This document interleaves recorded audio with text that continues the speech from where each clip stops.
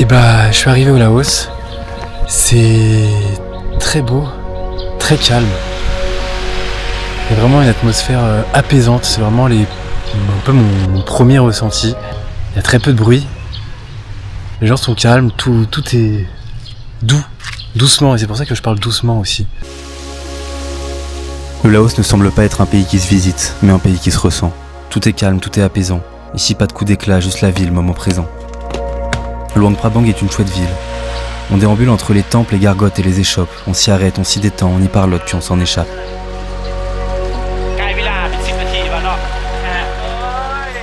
17h, les bateaux partent sur la rivière, comme pour rejoindre le soleil qui y descend. C'est sans doute un spectacle hors du temps, issu du mélange des couleurs sépia du Mékong, des falaises calcaires en arrière-plan et du soleil qui laisse place à la pénombre en même temps.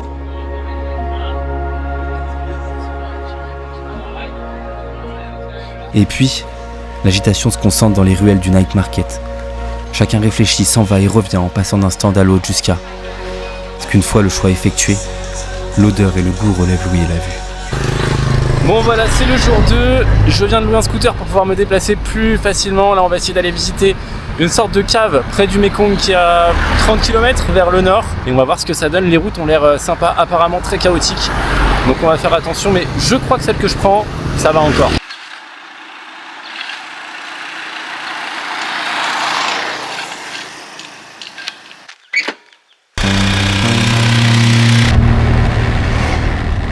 En avançant, la route laisse place à la terre plate et aux cailloux. Mais la piste reste bonne, on est encore loin des petits chemins rocailleux. Quelques coups de frein et coups de guidon pour mieux appréhender les trous, une grande respiration en doublant les camions qui projettent des nuages de sable de part et d'autre de la route.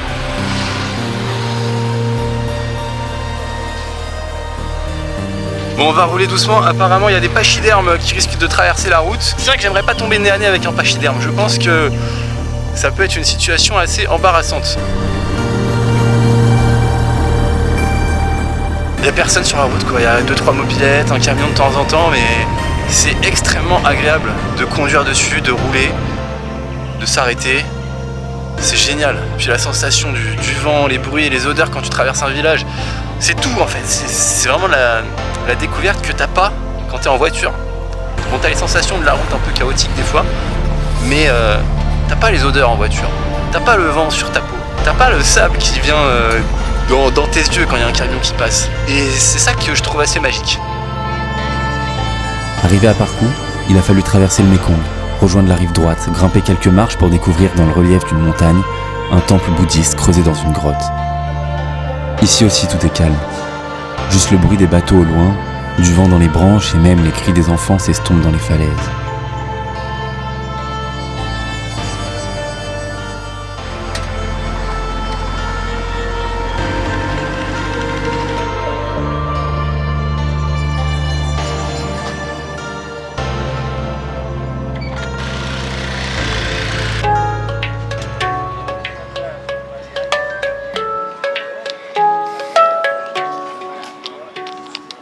Le soir, la foule se retrouve en haut du mont Poussy dans le centre-ville de Luang Prabang.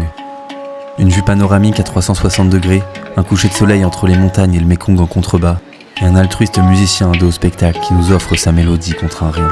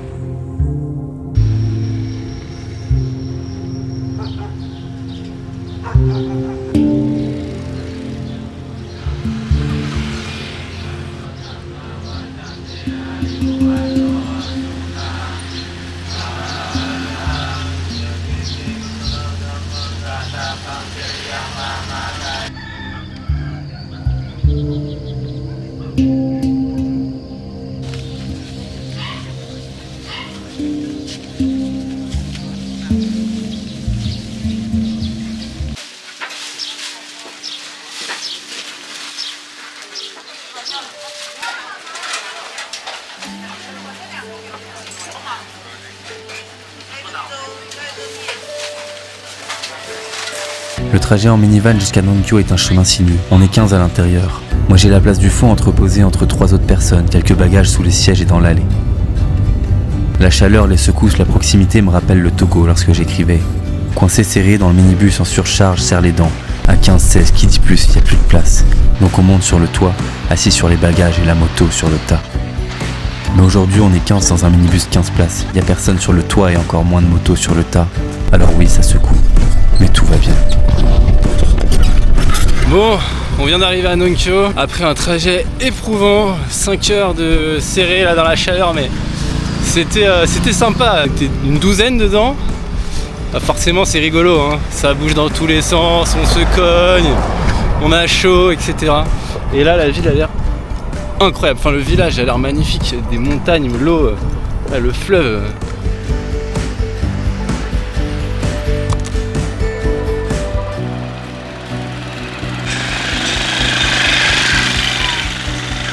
Waouh, non mais franchement, ça en met plein la vue quoi, c'est magnifique. Les montagnes, le calme, l'eau, les couleurs, la chaleur, tout. Et le hasard fait que j'ai 2 amies qui vont me rejoindre ce soir. Elles viennent de l'autre bout du Laos et elles sont au Laos en même temps que moi. Donc ça c'est vraiment le hasard. Donc on a prévu de se rejoindre ce soir et de passer 2-3 jours ensemble. On va peut-être faire un trek et peut-être d'autres choses. Mais ça va être chouette. Ça fait plaisir de voir du monde. Bon, il est 4h20. Le réveil était difficile, mais là, je suis parti pour un petit lever de soleil. J'espère que ça va être beau. La météo, normalement, est mauvaise, donc j'hésite à y aller, surtout quand j'ai vu que j'étais fatigué ce matin. Mais quand je regarde le ciel, je vois quand même des étoiles, donc ça, c'est bon signe. Ouais, petite pause à côté de l'Olivier. C'est mon 3e prénom. Il est grand celui-là. Comme le chemin qui me reste à parcourir.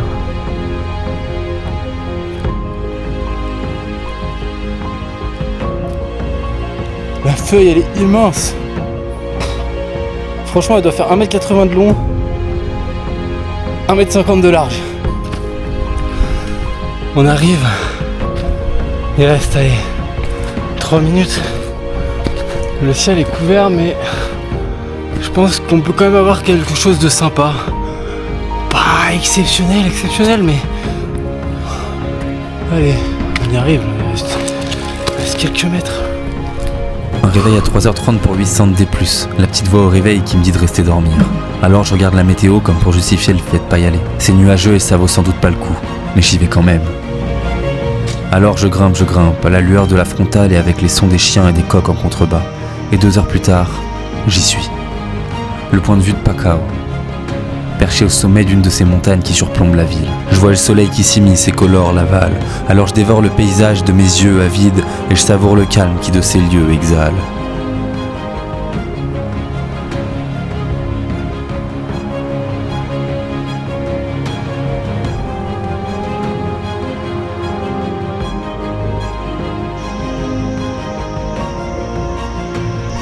Il y a Nongyo qui est juste en dessous. Le petit village là-bas, le lever de soleil. Bon, il y avait quand même 800 mètres de dénivelé ce matin, mais ça en vaut la peine. Qu'est-ce que je vais dire? Je vais dire que c'est incroyable comme d'habitude, que c'est magnifique, que c'est génial. Bah ouais. Bref, les montagnes ici sont abruptes, calcaires, sculptées par l'eau et le temps, karstiques on les surnomme. Alors l'après-midi c'est kayak sur Namu. D'en haut je nous imagine, on n'est qu'un point sur la rivière. D'en bas c'est juste magique, on est bien loin de l'arrivée. C'est sympa le kayak. Ils sont partis, n'en parlons plus. Allez les crocodiles. Oui, on a pagayé, chanté, rigolé, jusqu'à en oublier qu'il fallait rentrer.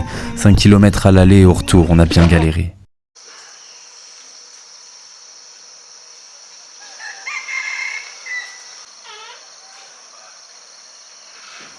Bon, il est 9h15. Le réveil a été... Wow. Je me suis couché à 21h, donc ça fait 12 heures de sommeil. Aujourd'hui, il fait pas très beau. Il pleut pas, mais il y a beaucoup de nuages. Mais du coup, ça donne un autre charme à Nongyo et ça, c'est sympa. Aujourd'hui, je pense que ça va être une journée tranquille, juste à profiter de l'ambiance de la ville et se reposer. Et ça, c'est peut-être ça aussi les meilleures journées. Et là, je me dirige vers le petit-déj. Mais il y a la petite côte là, il y a au moins 5 mètres de dénivelé. Un réveil sans réveil après les levers matinaux des journées précédentes. Rien à faire de spécial aujourd'hui et c'est ça qui rend la journée si spéciale. Juste profiter et ressentir l'atmosphère de Nongkyo. Une ville qui vit à son rythme et à celui des voyageurs. Le charme des montagnes, le calme recharge le mental, je flâne.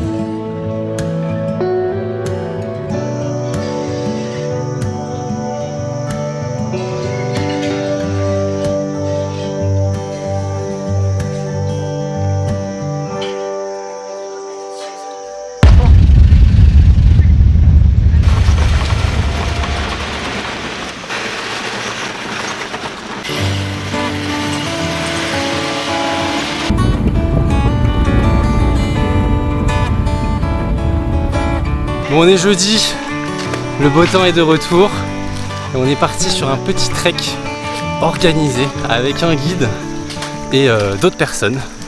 On n'est pas tout seul, regardez ça. C'est un petit peu la colonie de vacances, là on est 25. C'est mon patron. On va faire bivouac en haut, coucher de soleil, lever de soleil, redescente. Et pour l'instant on est dans la montée qui est un peu fatigante. Je suis en bout de vie. Donc on tient le bon bout. Légèrement rude quoi.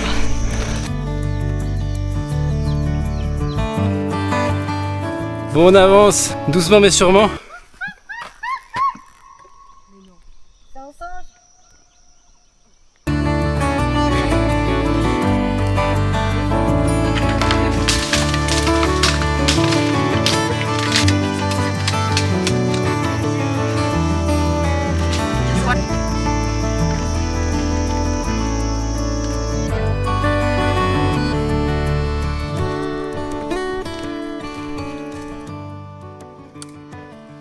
Si joli, au moins on a de la chance.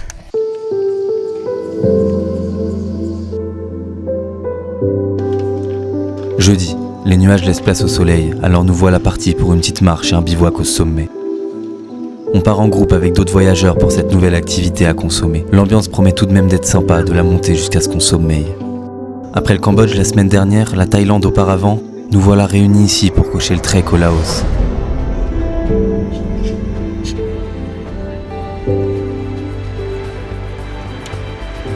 La montée est agréable, enfin, c'est mon ressenti ça. On en a pour 2h ou 2h30 en fonction des arrêts qu'on prend.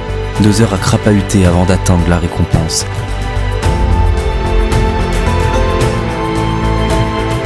Alors en discutant avec les autres, je commence même à les comprendre. Et une fois au sommet, je crois même que je suis assez content. La vue là-haut est magnifique et elle est même assez plongeante. Les sommets à l'horizon et le bonheur là s'y concentrent. Et c'est ainsi qu'on prend conscience de notre chance d'être seul en haut. Et c'est ainsi qu'on y consent. Ce soir, on est seul à faire du tourisme de nombre tous ensemble.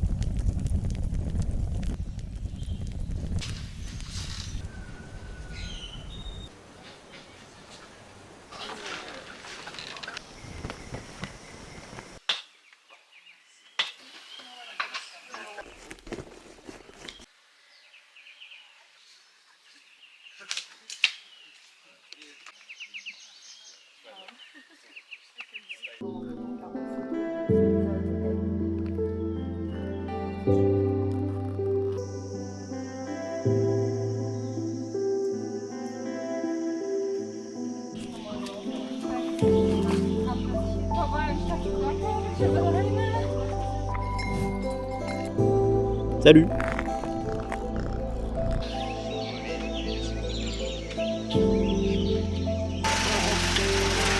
je vais attendre qu'il casse. Non. C'est terrifiant. Bon, c'est parti, je quitte Nonkyo. Un petit peu triste parce que je m'étais attaché à cet endroit, ce petit village, même si ça fait quoi, 4-5 jours que je suis là. Je ne me suis pas vraiment attaché aux gens que j'ai rencontrés, mais je suis quand même triste de les quitter. En quittant Nonkyo, j'ai l'impression de quitter une partie de moi. C'est aussi le moment de dire au revoir à Léa et Kao qui continuent leur route vers de nouveaux horizons. Moi, j'ai pour projet de rejoindre un village isolé un peu plus au nord. Pour cela, il faut prendre un bateau pendant 1 heure puis marcher pendant 1h30 ensuite. Le trajet est somptueux.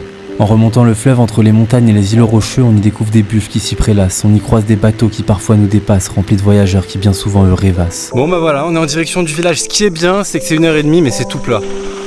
Donc c'est quelques kilomètres, je sais plus combien, mais pas difficile. Il y a juste du soleil qui tape, mais c'est une piste quoi, ça pourrait se faire en scoot ou en tracteur.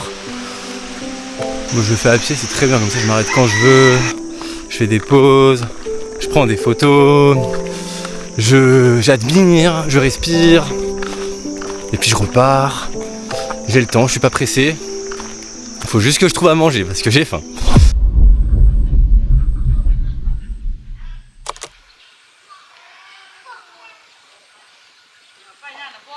Eh oui, j'avais oublié, pas d'électricité et pas de réseau. Le soir et le lendemain sont des journées tranquilles. Des moments simples. À l'image de la vie de village. Le soir et le lendemain sont des journées tranquilles, des moments simples à l'image de la vie de village. Dans la rivière, les enfants qui nagent, sur le rivage, 10 vaches me dévisagent, et un peu plus loin, les femmes et leur tissage. Ici on cultive, on tisse, on chasse, on pêche, la vie suit son cours car rien ne l'empêche.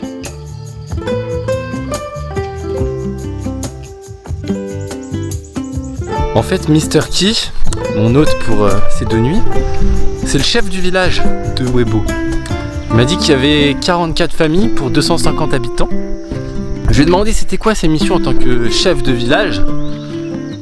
Il m'a dit qu'il y avait à la fois les papiers, donc surtout mettre des tampons sur tous les papiers officiels quand il y avait une entrée dans le village, quelqu'un qui quittait le village pour aller vivre en ville, aussi pour les mariages. Et il avait aussi un rôle un petit peu de justice, de médiateur. S'il y avait des tensions entre les habitants, c'est lui qui doit aller discuter un peu avec tout le monde pour essayer de régler les petits soucis.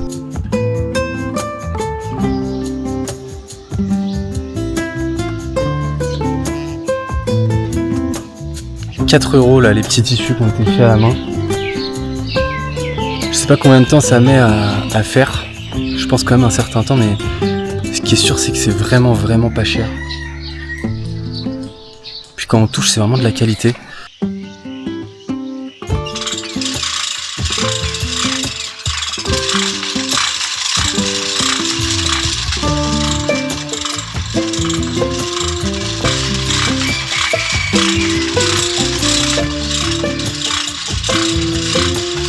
J'ai demandé à la dame combien de temps elle mettait pour faire un tissu. 1 semaine. Elle m'a dit 1 semaine.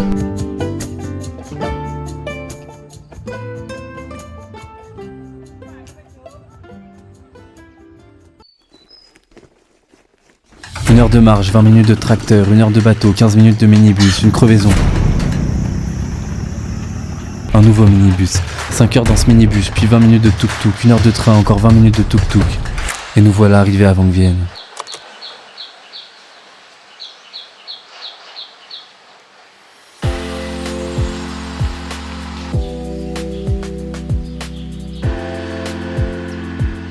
Franchement, c'est époustouflant.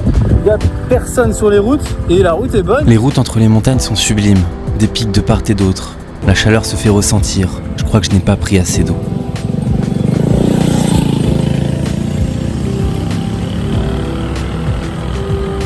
Mais qu'importe, direction le Blue Lagoon.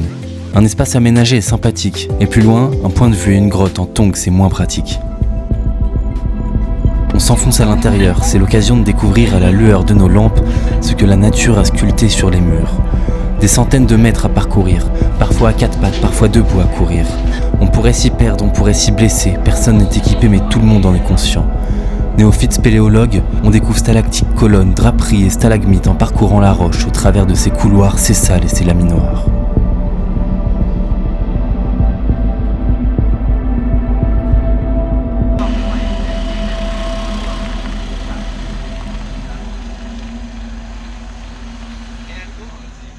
Bon là je fais un point de vue pour voir le coucher de soleil, un point de vue pas connu, il n'y a même pas de nom sur la carte mais il y a un chemin pour y aller.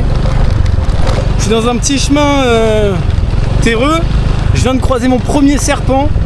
Le coucher de soleil ça promet parce que le paysage est magnifique. Bon allez c'est parti, je crois qu'il y a 300 mètres de dénivelé, peut-être un peu plus, ça va pas être très long. Ce chemin n'existe pas sur Google Maps, il existe nulle part. Le sommet, il n'y a pas de point de marqué. Je l'ai trouvé sur... Et encore, c'était dur à trouver. Donc, je m'attends à tout niveau chemin.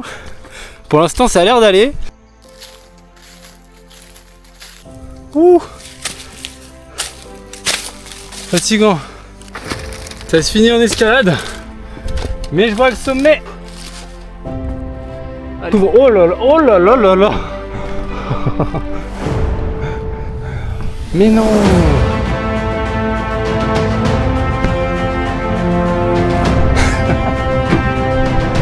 C'est incroyable.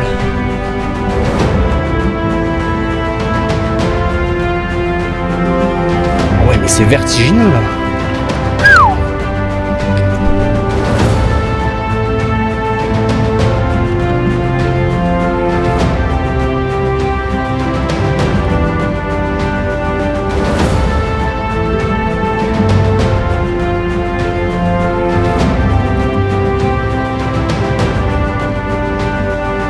Incroyable, franchement.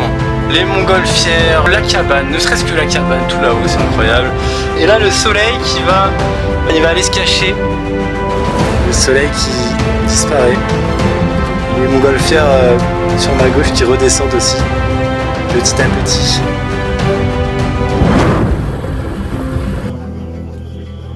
Il est 5h40. Je suis reparti pour aller voir un viewpoint. Après une bonne nuit de sommeil, je me suis motivé à voir le soleil réapparaître en haut d'un autre sommet. Celui de l'avion comme on l'appelle. Et puis j'enfourche par la suite une dernière fois le scooter. Sans vraiment avoir d'objectif, je roule, j'explore la carte. Ah ça y est, on est au sommet là. L'avion là, juste derrière moi. Depuis mon arrivée, j'ai rencontré de nombreux backpackers au Laos. Un objectif, sortir des sentiers battus. Mais en réfléchissant, on fait tous le même voyage. On a tous le même circuit, tous les mêmes étapes. En réalité, d'un voyageur à l'autre, il y a bien souvent que le sens du trajet qui est susceptible de changer. Alors, si tu vas au Laos, tu iras aux 4000 îles, tu feras les 2 boucles, celle de Takek, celle des Boloven. Tu passeras rapidement à Vientiane avant de faire du paramoteur à Vang Vienne et une grimpette pour voir la moto sur la falaise. Les viewpoints, voilés comme un échauffement avant ton trek à Nong Kyo bien plus balèze. Mais avant ça, tu découvriras Luang Prabang et te sentiras comme un aventurier dans le minibus bondé que t'auras booké la veille à l'hôtel. Rares sont ceux qui explorent plus au nord ou plus en profondeur. Moi le premier, je viens de réserver mon train pour Vientiane. À croire que je m'ennuyais avant que vienne. Bon, je suis bien arrivé à Vientiane, la capitale.